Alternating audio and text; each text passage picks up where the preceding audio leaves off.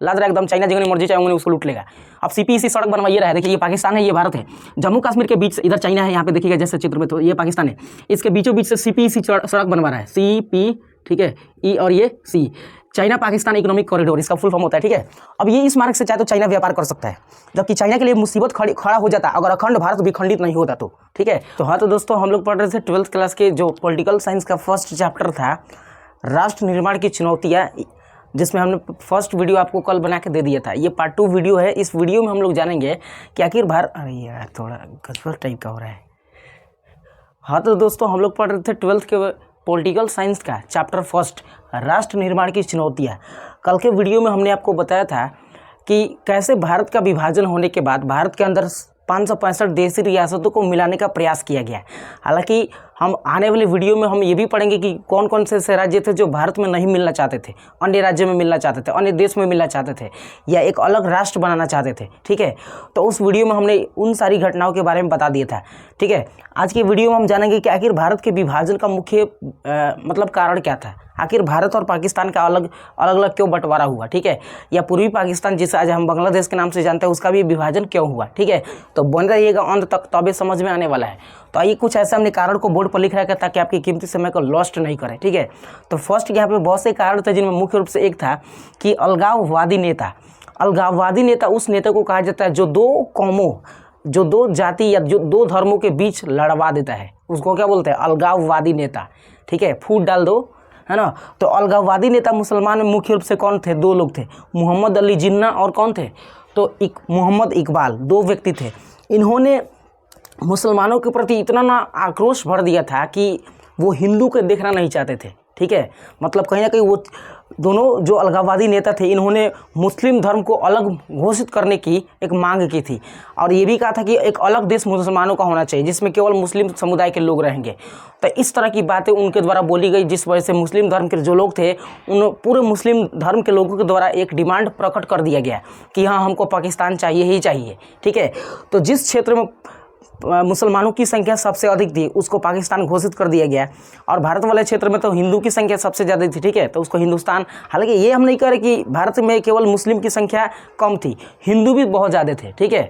तो अलगाववादी नेता मुख्य रूप से मोहम्मद अली जिन्ना और मोहम्मद इकबाल थे, जिन्होंने सबसे हिंदू मुसलमानों में अपने राष्ट्र निर्माण की जो पॉलिसी थी उसको भर दिया था, ठीक है, पहला। दूसरा रीजन था कि हिंदुओं के प्रति मुसलमान और मुसलमानों के प्रति हिंदुओं में घृणा फैला दिया गया, ठीक है। कुछ ऐसे अंग्रेज थे, अंग्रेज तो सब थे वही, ठीक है, सभी अंग्रेज जो थे ना मुसलमान और हिंदू में आपस में लड़वा दिए। कहने का मतलब कि इन दोनों में आपसी घृणा फैला दिए कि तुम्हारे बारे में कुछ ऐसे बोल रहा है, वो ऐसे बोल रहा है, ठीक है। तो ये इसको बोलते हैं घृणा फैलाना, दो राष्ट्रों दो धर्मों के बीच। तो अगर घृणा फैलाया जाए मान लीजिए बिना बताए, तो वो आराम से तो नफरत की तो भावना ज्वाला उत्पन्न होगी ही, ठीक है। तो ये भी उसमें बहुत महत्वपूर्ण योगदान था उसका, ठीक है, कि हिंदू के प्रति मुसलमानों को और मुसलमानों के प्रति हिंदुओं को भड़का दिया है ना अंग्रेजों ने, ठीक है। आइए तीसरा अगर कारण की बात करें तो तीसरा कारण जो था ना सबसे ज़बरदस्त था, ठीक है। देखिए जिन्ना के आगे जितने भी भारतीय नेता थे वो गिड़गिड़ाते रह गए कि आप एक अलग देश का निर्माण मत कीजिए, क्योंकि अखंड भारत अगर रहेगा ना तो अखंड भारत भविष्य में कभी भी अगर कोई देश का आक्रमण होता है तो उसमें अखंड भारत का योगदान होगा। परंतु अगर मान लीजिए कि किसी बड़े भूभाग को बंटवारा कर दिया जाए तो वो अकेला पड़ जाएगा, उसके ऊपर कोई भी हावी हो सकता है। जैसे अभी के टाइम में पाकिस्तान अकेला पड़ गया जिसके ऊपर चाइना का हावी हो गया है, और चाइना पाकिस्तान को कर्ज भी इतना लाद दिया है कि अगर अपन पूरी धरती को बेच देना या पूरे पाकिस्तान के अंदर संसाधनों को बेच दे तो चाइना के कर्ज को पूरा नहीं कर सकता है, ठीक है, हो गया काम उसका तमाम। सोचिए अगर अखंड भारत होता तो आज पाकिस्तान का हम क्या करते हैं, सहायता करते, अन्यथा वो तो अब डूबा हुआ है। तो पाकिस्तान को डुबाने में मुख्य रूप से ये दो नेताओं का भूमिका है, मोहम्मद अली जिन्ना और मोहम्मद इकबाल। लदा गया कर्ज, लाद रहा एकदम, चाइना जितनी मर्जी चाहे उसको लूट लेगा। अब सीपीईसी सड़क बनवाइए रहा है, देखिए ये पाकिस्तान है, ये भारत है। जम्मू कश्मीर के बीच इधर चाइना है, यहाँ पे देखिएगा जैसे चित्र में, तो ये पाकिस्तान है। इसके बीचों बीच से सीपीईसी सड़क बनवा रहा है, CP, ठीक है, E और ये C, China Pakistan economic corridor, इसका फुल फॉर्म होता है, ठीक है। अब ये इस मार्ग से चाहे तो चाइना व्यापार कर सकता है, जबकि चाइना के लिए मुसीबत खड़ा हो जाता अगर अखंड भारत विखंडित नहीं होता तो, ठीक है। तो सीपीईसी सड़क बनवा रहा है क्योंकि ये कर्ज में डूबा हुआ है पाकिस्तान। अब कोई क्या करेगा, पाकिस्तान तो सीधे दब देगा चाइना वाला, कहेगा तो कर्ज दे दे हमारा, समझ रहे हैं। तो इसका मतलब कि अगर अखंड भारत का विभाजन नहीं हुआ तो ना तो चाइना के साथ जितने भी भारत के दुश्मन थे उन सबका तबाह मतलब हो गया होता, ठीक है। व्यापार करने का कोई चांस नहीं था।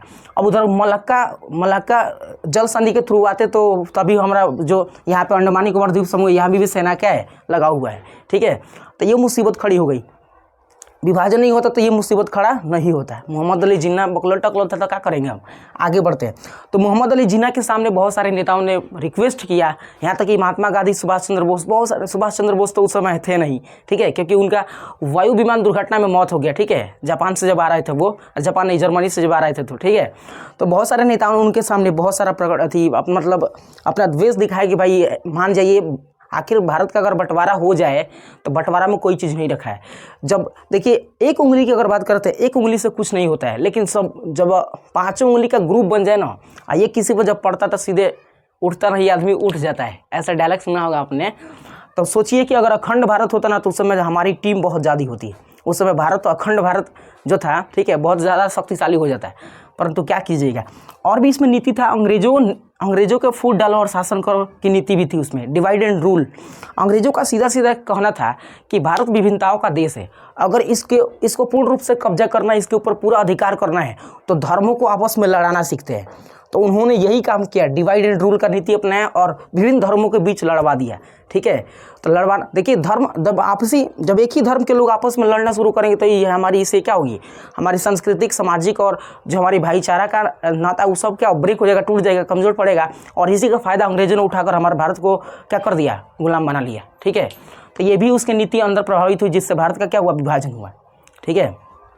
और भी बहुत सारे कारक थे जिसमें, जैसे सरदार वल्लभ भाई पटेल और महात्मा गांधी जी का कहना था कि अगर दबा के हम कराएं ना, जैसे अगर यूँ समझ सकते हैं आप कि भारत और पाकिस्तान का बंटवारा नहीं हो सकता था अगर हम प्रेशर देते सबको ऊपर, सबको। अब जो कह रहा था कि पाकिस्तान चाहिए, जो कह रहा है भारत चाहिए, अलग होना चाहिए, दोनों का बंटवारा होना चाहिए, उन सबको टांग के खींच के मारो बढ़िया से, ठीक है। परंतु इसके पक्ष में नहीं थे कौन, सरदार वल्लभ भाई पटेल और महात्मा गांधी। ये नहीं चाहते थे कि किसी के ऊपर हम दबाव डाल के, यानी उसके ऊपर प्रेशर बना के कहे कि ना भारत का विभाजन मत कराओ, ठीक है। तो इसके लिए बहुत सारे नेताओं ने प्रयास नहीं किया, मतलब दबाव के रूप में जो भारत का विभाजन रोकना चाहते थे ना, वो अवांछनीय थी। अवांछनीय का मतलब ये होगा कि अगर दबाव डाल के इन दोनों का विभाजन रोक दिया जाए ना, तो भविष्य में फिर इसकी कभी ना कभी क्या हो जाएगी, दिक्कत हो जाएगा। इसलिए दबाव के आधार पर भारत का विभाजन नहीं रोका गया, छोड़ दिया गया। अब फाइनली जब सबका डिमांड था तो भारत के बहुत सारे नेताओं ने कह दिया कि बनाओ पाकिस्तान और डूबो। अब डूब तो गया ही है चाइना के साथ पाकिस्तान चला ही गया, ठीक है। बात समझ रहे थे। ये कुछ टॉपिक्स थे जिसके तहत हम समझ सकते हैं कि भारत का विभाजन मुख्य रूप से हुआ था, ठीक है। अब आगे हम टॉपिक्स की बात करेंगे तो वो दूसरा टॉपिक है द्विराष्ट्र निर्माण, ठीक है। द्विराष्ट्र निर्माण सिद्धांत है, ठीक है। द्विराष्ट्र सिद्धांत को दिया था मोहम्मद अली जिन्ना ने। सिद्धांत दे रहे हैं, साइंटिफिक नाम है, ठीक है, साइंटिस्ट है, सिद्धांत दे रहे हैं। सिद्धांत में इनका कहना था सीधा सीधा कि हिंदू और मुसलमान के बीच मौलिक अंतर है। बताओ, हिंदू और मुसलमान के बीच क्या है, मौलिक अंतर है। इसका मतलब कि हिंदू टोपी लगाते हैं और मुस्लिम टोपी लगाते हैं और हिंदू टोपी नहीं लगाते हैं, यही तो उनके सामने अंतर दिख रहा है, ठीक है। उनकी हर एक संस्कृति के बीच अंतर है। किनका कहना था, मोहम्मद अली जिन्ना का। जबकि अगर रक्त की लेई को दिखाया जाए ना, रक्त का, खून का, तो सब सेम होगा। हर एक चीज़ उनके पास जो चीज़ है ना वो हमारे पास भी है, यानी मुस्लिम के पास जो अंग है ना वो सब हिंदू के पास भी है।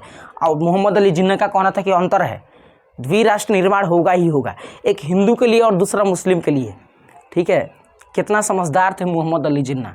अंतर है, कुछ नहीं अंतर है, ठीक है। इनका और भी कहना था कि ये दोनों कभी एक नहीं हो सकते हैं, हिंदू और मुस्लिम कभी एक नहीं हो सकते हैं। मोहम्मद अली जिन्ना सही कहे थे, ठीक है, क्योंकि पहले तो उन्होंने फूट डाल लिया था कि हम अपना अलग देश बनाना चाहते हैं, सभी मुसलमान भाइयों से कह दिया था, ठीक है। ये सही नहीं है, इनके अनुसार सही है। अगर ये चाहते ना तो मुस्लिम और हिंदू दोनों आपस में भाईचारे के साथ रह सकते थे और तब उस समय भारत का विभाजन नहीं होता, ठीक है। इनके अनुसार हिंदू मुस्लिम में अंतर है, ये दोनों कभी एक हो ही नहीं सकते हैं। गड़बड़ है कि नहीं है, बहुत गड़बड़ है। भारत एक नहीं, दो कौमों का देश है। भारत अकेला केवल ये नहीं है, इसमें दो देश हैं, एगो पाकिस्तान, एगो भारत। पाकिस्तान मोहम्मद अली जिन्ना के लिए, मुसलमान के लिए, और ये भारत किसके लिए, तो हिंदुओं के लिए। क्या भारत में हिंदू अभी नहीं है, मुस्लिम नहीं है, हैं अभी भारत में ही मुस्लिमों का सबसे ज़्यादा संख्या अभी है, अभी बढ़ भी रहा है, ठीक है, जनसंख्या।